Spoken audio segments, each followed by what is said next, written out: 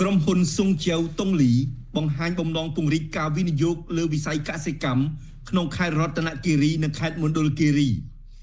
នៅវេលាព្រឹកថ្ងៃទី6ខែវិច្ឆិកាឆ្នាំ2024សម្ដេចមហាបវរធិបតីហ៊ុនម៉ាណែតនាយករដ្ឋមន្ត្រីនៃព្រះរាជាណាចក្រកម្ពុជាបានអនុញ្ញាតឲ្យលោកស៊ុងឌីស៊ុនប្រធានក្រុមហ៊ុនស៊ុងជៀវតុងលីចូលជួបសម្ដែងការគួសមនិងពិភាក្សាការងារនាឱកាសនៃការអញ្ជើញចូលរួមកិច្ចប្រជុំកំពូលមហាអនុតំបន់មេគង្គ GMS លើកទី8ពីថ្ងៃទី6ដល់ថ្ងៃទី7ខែវិច្ឆិកាឆ្នាំ2024នៅទីក្រុងគុនមិញខេត្តយូណានសាធារណរដ្ឋប្រជាមានិតចិនក្នុងឱកាសនៃជំនួបលោកប្រធានក្រុមហ៊ុនបានលើកឡើងថាកម្ពុជាគឺជាប្រទេសដែលមានសុខសន្តិភាពស្ថិរភាពនយោបាយដែលការនេះជាកលានុវត្តភាពនិងកត្តាអំណោយផលសម្រាប់ការវិនិយោគនៅកម្ពុជាលោកប្រធានក្រុមហ៊ុនបានគោរពជម្រាបជូនសម្ដេចបវរធិបតីថាក្រុមហ៊ុនស៊ុងជៀវតុងលីមានមូលដ្ឋាននៅទីក្រុងស៊ីអាន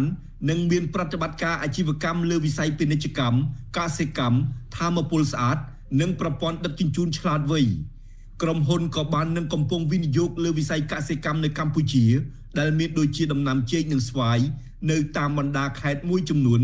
ដូចជាខេត្តរតនគិរីខេត្តមណ្ឌលគិរីនិងខេត្តស្ទឹងត្រែង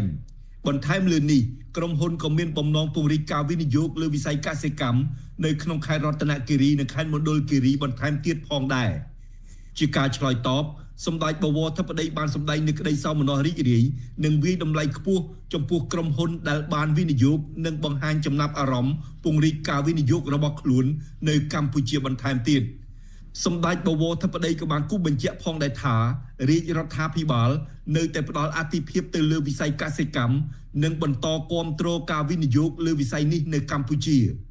ជាមួយគ្នានេះសម្ដេចបវរធិបតីបានបញ្ជាក់ថារាជរដ្ឋាភិបាលនឹងដាក់ចេញនូវគោលនយោបាយលើកទឹកចិត្តការវិនិយោគនៅខេត្តភាគឦសាននៃប្រទេសហើយផ្អែកតាមគោលនយោបាយនេះក្រុមហ៊ុនអាចពិនិត្យលទ្ធភាពវិនិយោគលើវិស័យផ្សេងៗទៀតនៅតំបន់នោះផងដែរ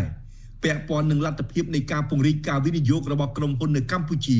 សម្ដេចបវរធិបតីបានលើកទឹកចិត្តឲ្យក្រុមហ៊ុនបន្តសហការនិងពិភាក្សាបន្ថែមទៀតជាមួយក្រសួងកសិកម្មរុក្ខាប្រមាញ់និងនេសាទនិងក្រុមប្រឹក្សាអភិវឌ្ឍន៍កម្ពុជា